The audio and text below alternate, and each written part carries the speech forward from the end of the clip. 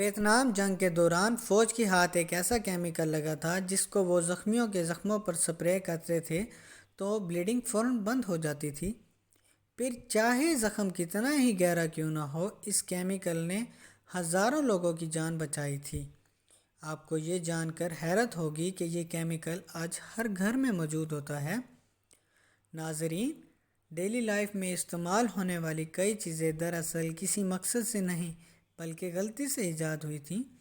سب سے پہلے ہم کوکا کولا پر نظر ڈالتے ہیں۔ کسی کو معلوم تھا کہ تلوار کا ایک وار دنیا کی سب سے مشہور سافٹ ڈرنک بنا دے گا؟ یہ بات ہے، ایئر پین برٹن نے مورفین کا استعمال شروع کیا۔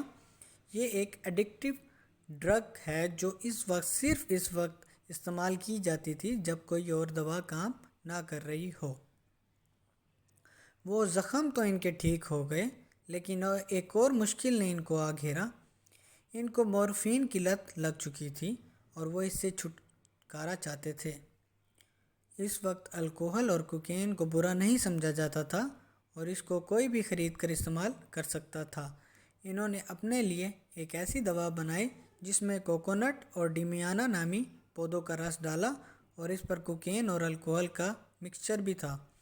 یہ ایک الکوہولک ڈرنک کے ساتھ ساتھ پین کلر کے طور پر بھی کام کرتی تھی، جس کو پینٹس فرینچ وائن کوکا کا نام دیا گیا، یعنی انہوں نے ایک عادت کو چھوڑنے کے لیے دوسری عادت کو اپنا لیا تھا۔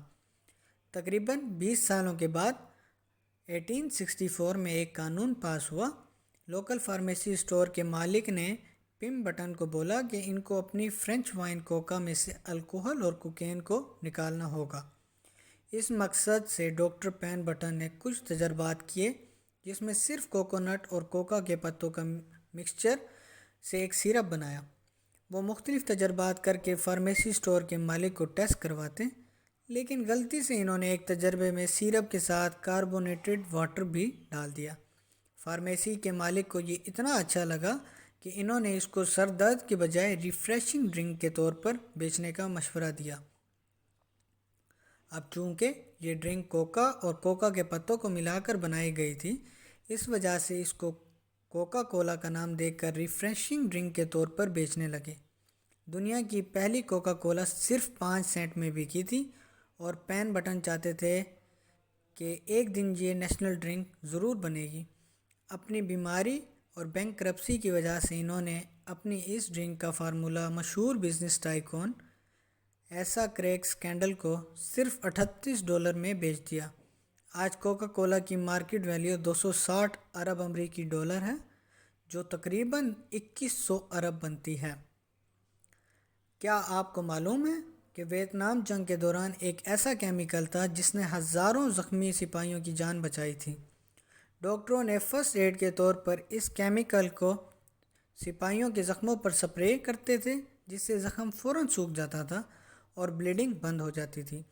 یہ کیمیکل کوئی اور نہیں بلکہ سپر گلو تھی، جو آج ہر گھر میں موجود ہے، اور سب سے دلچسپ بات یہ ہے کہ سپر گلو بھی غلطی سے ایجاد ہوئی تھی۔